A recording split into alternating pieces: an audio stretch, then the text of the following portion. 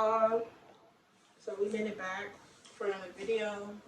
I am going to try to stay consistent this year because I keep hitting a lot of milestones on social media and I don't take it seriously. I'm not consistent at all.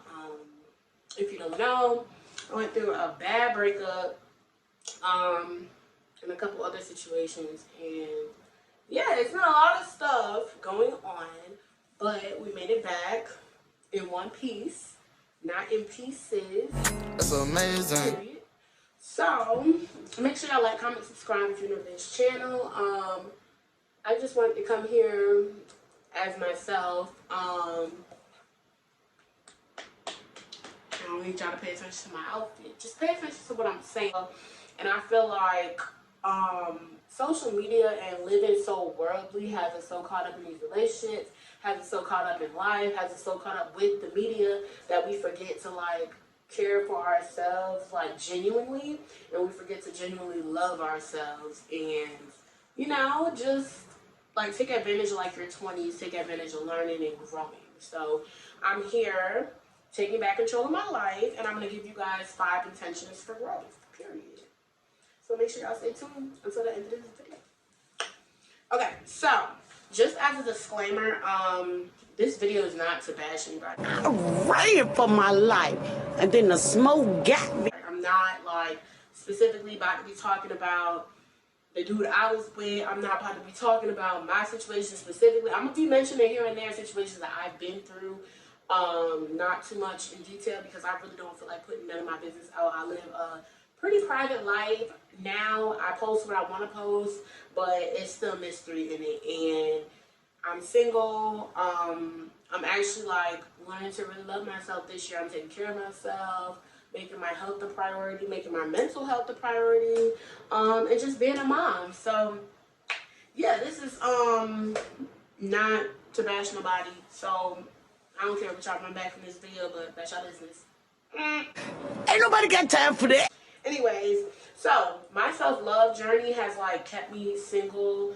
I think this is gonna be like, it's like a year and a half. So I've been single a year and a half. There have been like time periods where I had like a little, you know, little sweet like a little boo thing, whatever, but nothing serious, you know. Like I just feel like when you're on your self-love journey, you basically need to like save what's left of your old life, figure out what parts you need to get rid of, and then move forward by like basically manifesting the life that you want, but like already living it, if that makes sense. So like living in like good delusion. Okay, so yeah, we're delusional over here, but we're the good kind of delusional. We're not like delusional crazy over no dude, you feel me? We're delusional like I'm gonna live my life as a content creator because that's what I want to be, you feel me? So therefore I'm gonna be consistent, I'm gonna have routine, and eventually I'm gonna be what it is that I'm trying to mimic, you know? So good delusion, you feel me? But yeah, and I got my notes right here because I don't need my video to be all over the place. Okay, but like I said, it's very important for me to like show up as my authentic self no matter what, because I feel like TikTok has shown me that a lot of people are going through what you're going through or even worse. So it's like, why hide all the things that you're like going through? Why hide stuff when you could just show it and 9 times out of 10 everybody else gonna be able to relate? You know, I'm not trying to be like people that wake up and try to fake funk. That's not me. Obviously, that's why I only posted 1 video last year, and this is my first video of this year. Because I'm not one to fake funk. You feel me? If I'm coming on, I'm talking, that's how I'm feeling. I'm not over here faking nothing. When this camera turn off, I'm going to still have the same great mood to me, same energy. You dig? Okay. Same energy, period. But, so this year I've been putting like my mental health, my regular health, like, you know, putting my well-being first. Like, of course, I'm still taking care of my son, so he's like #1. But like, before anything else, like, I'm putting me, my son, and I'm putting God first. You feel me? Like, we come first. We are the people that matter to me. If you're not inside my household, and you're not God, I'm really not like checking for you. You feel me? Like I have maybe like I have a couple of friends. I don't really pay attention to much. I'm very like kind of family oriented now due to like my little breakup. So I just feel like you need to put you first, put your mental health first, put your health and wellness first, your kids, all that. You feel me? But that's how I've been that's yeah, anyways. Y'all, so the end of last year, I would say around October, I started therapy. So I really had like a negative outlook on therapy, being that I went to college to become a counselor. So yeah, it's like I went to school for this. What I'm gonna sit in front of a counselor for? But y'all, when I say it helped me, she helped me like shed light on things that I needed like another perspective on. Like I have a good like I have good perspective and I have an omniscient point of view when it comes to making decisions and talking to people and dealing with people. However, when like my emotions and my mental health are really, really involved, it kind of like clouds my judgment. And I feel like I needed another perspective to kind of like push me and be like, you know, like sometimes it's not okay to suppress your own happiness to make anyone else around you happy, including your child, because ultimately your child needs a healthy parent. So if you're suppressing your happiness and you're not happy, in essence, you're not going to be able to make your kid happy. No matter what situation you're putting to the side to try to, you know, make your kid happy, it's not going to be a pretty situation. If you're the only parent in the household and you're always depressed and your kid can't function properly in your depression, it's just like it's gonna be chaos. So I really learned like therapy is actually helpful. I feel like in the Black household, therapy needs to be talked about more, and we need to make it be known that it's okay to seek help, and it's okay not to be okay. Period. Like some days you're not gonna feel okay, but someone did tell me the other day that if you're always at 100%, there's no room for growth. There's no way for you to learn. If you don't have those downs, there's no way for you to know how to get back up. So it's like, in essence, you need those downs. You could be up. It's cool to be up. But you need those downs to, like, keep you humble. You need those downs to keep you going, keep you consistent. You know, you need those downs. And I feel like you also need to know your why, because if you don't know your why as to why you're doing something, you're not going to be consistent behind it, and you're not going to actually have like a passion for it. You feel me? Like if you don't know your purpose, there's no reason for you to like be. You know what I'm saying? Like I don't know how to. Y'all know what I'm talking about. You know what I'm talking about? Because I feel like I spent so long searching for my purpose that finally, like after my journey this past year and some change, my purpose has like kind of come to me. I tried every passion. I tried doing hair. I tried doing makeup. I've, you know, been doing this little content creation thing and doing YouTube. And I feel like once you try all those passions and you tap into God is going to speak to you. And only a calm mind and a clear mind is going to like search and dig up underneath all these passions and figure out what that purpose is, if that makes sense. So whether you're idle or you're doing anything, it's like you have to dig. Your passion isn't always your purpose. Your purpose is somewhere in there underneath all these passions, underneath all these talents. And yeah, I just feel like therapy really helped me like, you know, tap into that. Therapy helped me figure out that like I needed to reconnect with God. Therapy helped me figure out that I was neglecting my own self-care. It also helped me understand that I don't need to be hopping from relationship to relationship. It's not cute, and it's not even realistic, because you just lose yourself within the midst of trying to tend to everyone else's needs and trying to build a life for two, three, how many ever kids you got, you know what I'm saying, and your spouse, how many other people you're trying to build a life for them, but in essence, I needed to be building a life for me the whole time, and I neglected all my dreams, my passions, my goals, and now we back, you know, shit shaking like a sharp shaker. Period.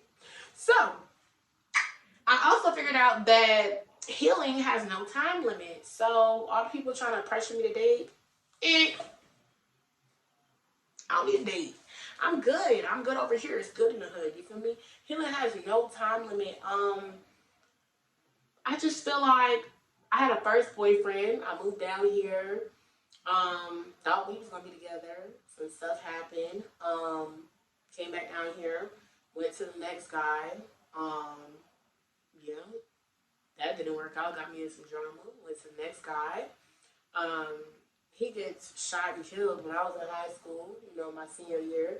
Um, Very traumatic. But in my head, I'm like, you know, very vulnerable. Go to the next guy. It's just like, when is it gonna stop? You feel me? Like, I feel like young females, we need to understand that we need to take some time for ourselves. Learn what you like. Learn what your favorite color is. There needs to be a picture in your head of your life after you graduate. What's your first apartment gonna look like? I never had an apartment to myself, you guys. Like, I went straight out of high school to living with a guy, to living with another guy, to having a kid, to now being a single mother. So I've never lived by myself, which I'm fine with because, you know, I'm never alone. I have my son. But, you know, young women, like, hello, hello. Can we make it to getting our first apartment by ourselves?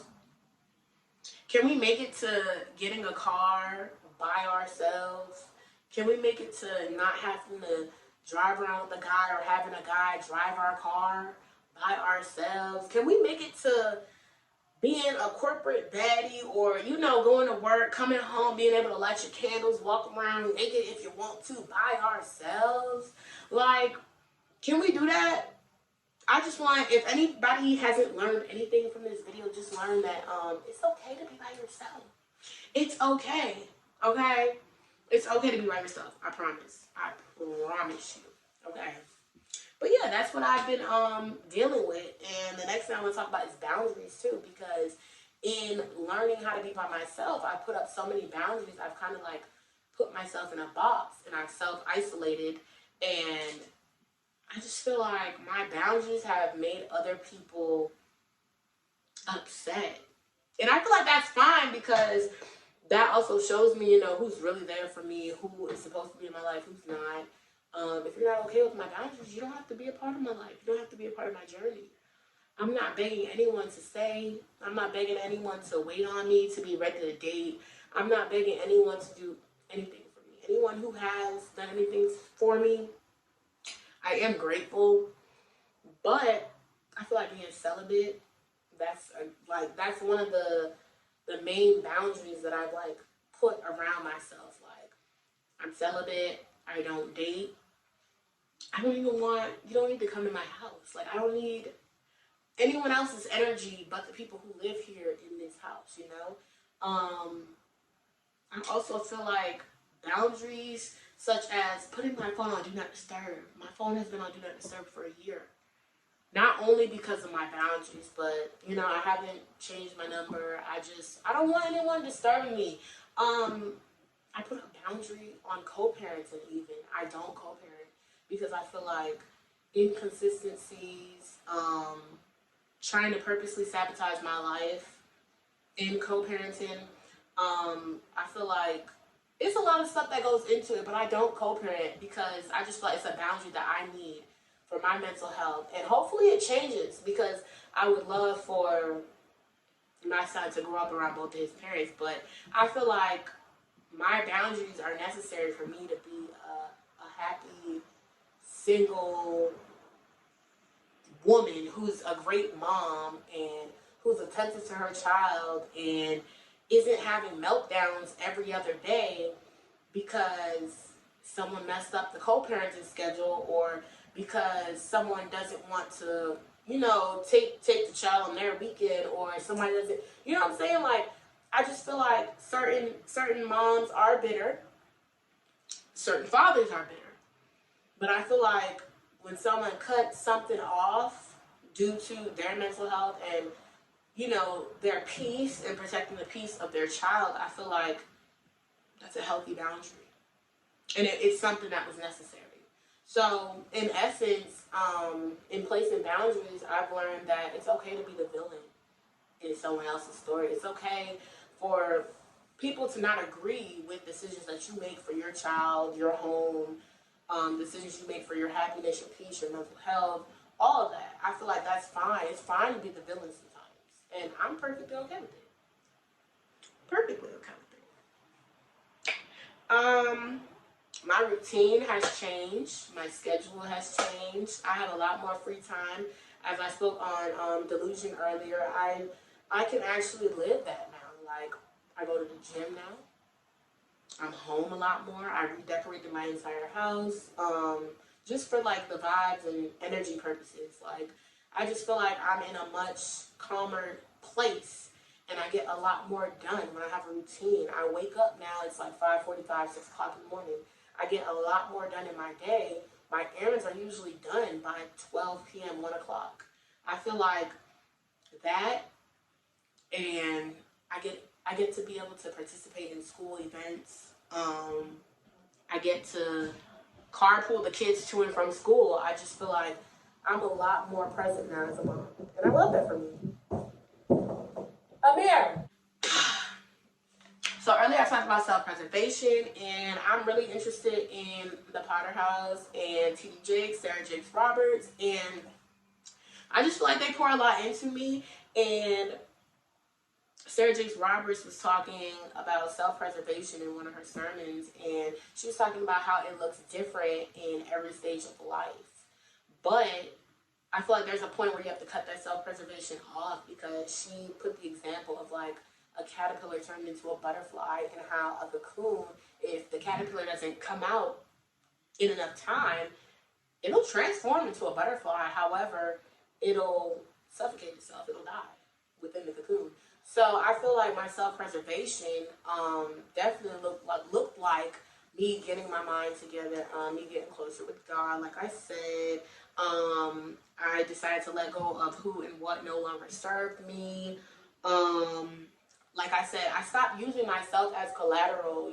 Like deciding to co-parent, even though it was hurting hurting me in every way, shape, and form possible, y'all. When I say it was an emotional roller coaster for me, it was terrible. It's terrible. I hate co-parenting. I really do.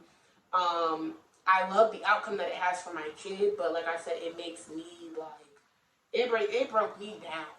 And I'm only saying that because like I said, I'm in one piece right now. I'm not in pieces. So it could have been worse. And I'm sure like other people can relate to having to heal from someone who, hurt you so badly and so deeply, but still having to co-parent and raise a child with them.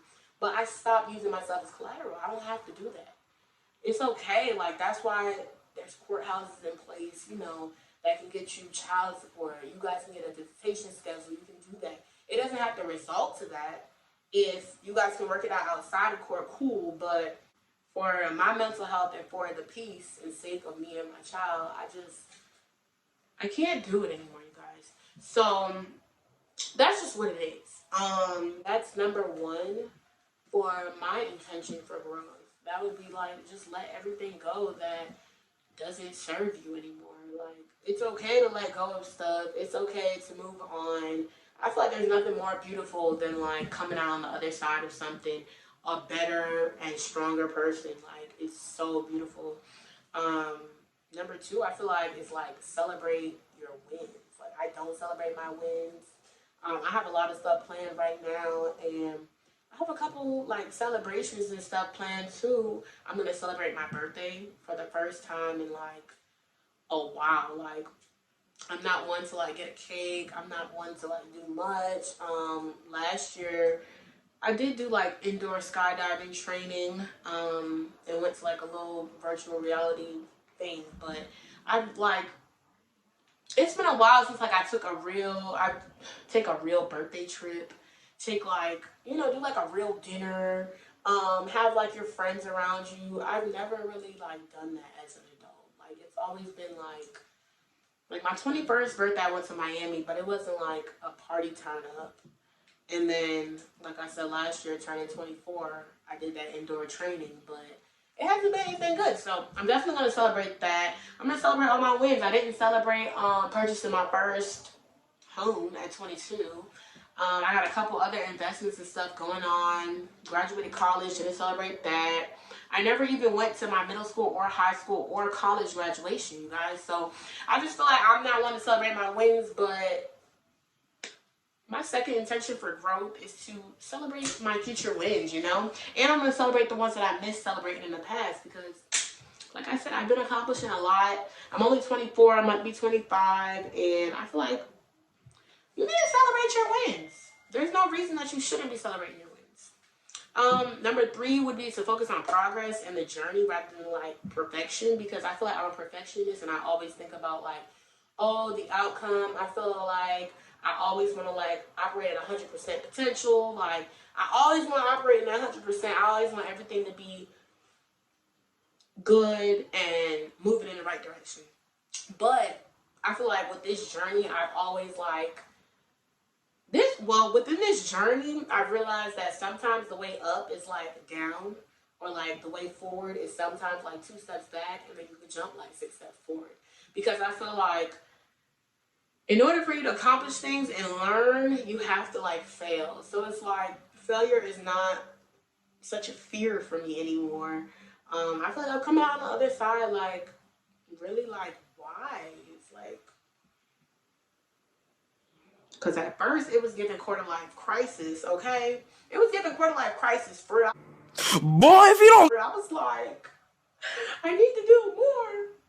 I feel like I'm not doing enough. Like, my plate is empty. I'm trying to eat. Like, you feel me? Like, I just feel like we need to stop focusing on the destination. Because at the end of the day, God ain't going to give us no answers for the destination anyway. God might, you know what I'm saying? He going to come here, he going to tell you the details. You might know some details. God might know some details. He gonna come chop it up with you about the details, but God not gonna tell you 9 times out of 10 like, oh, like this is the straight path right here to this destination. Like that's not how it's gonna go. You gonna have to go like this, and sometimes you gotta go down, just come back up. You feel me? Like I'm enjoying the journey, y'all. I'm enjoying the journey. But the 4th intention for growth, I feel like, is intuition. Listen to it. I feel like I wasn't listening to my intuition for a long time. A lot of stuff that God was telling me, I would not listen, you guys. I was trying to block out the whole, like, my whole spiritual journey. I was trying to block that whole thing out. Like, I just did not want to walk with God for some reason. It was just like, and the person I was with believed in God, and it was so crazy. Like, I started believing in God like a little bit more after I had my son, but I feel like I still wasn't listening. I wasn't listening.